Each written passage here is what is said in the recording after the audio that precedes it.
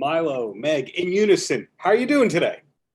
Amazing. There you go. It's We're great great. to be speaking with both of you, and congratulations on the continued franchise. Most things do not get a sequel, let alone a third movie, spin-offs, etc. So Yeah. first, Milo, when did you kind of realize that this was more than just a one-off?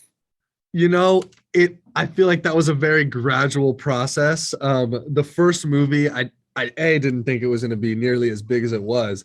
B, didn't think we were going to have a second movie. So to be able to have a third is just such a blessing. But I guess the moment where I was like, is this like a thing?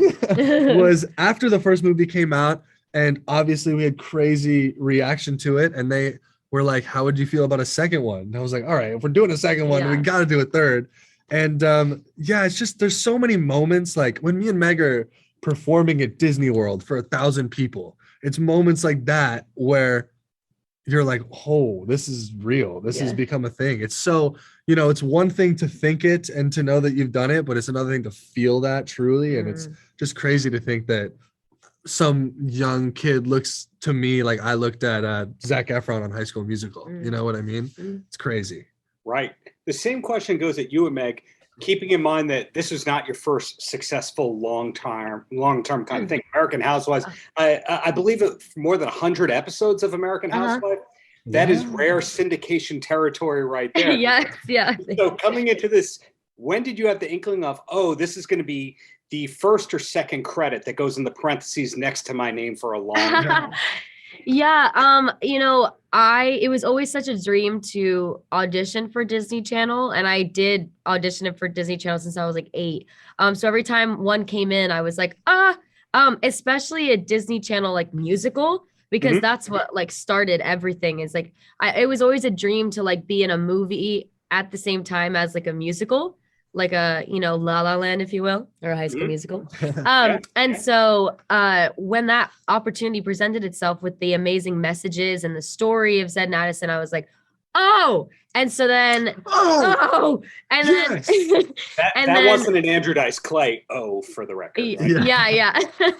And then after we filmed the movie, it really, I was so happy with it, but it wasn't until like literally a week after it came out when we did the Barnes and Noble signing. We thought literally 3 people were going to show up, and it was so many people knew all the songs already, and we were like, that was crazy. That was like, I feel like one of those moments when the trajectory of my life kind of was like, parentheses next to the name. Yeah, exactly. And it's also like it's such a weird concept for a movie, I feel like. So I was like nervous. I was like, people aren't gonna get it, whatever, but luckily they did.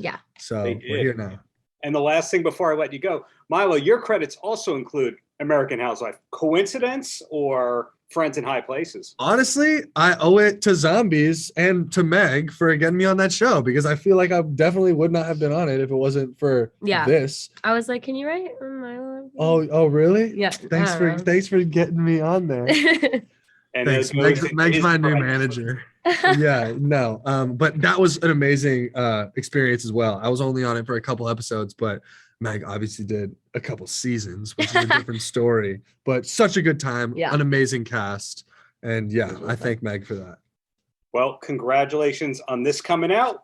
Whether or not we get a prequel, whatever we get. Thank you so much. Amazing. Outro.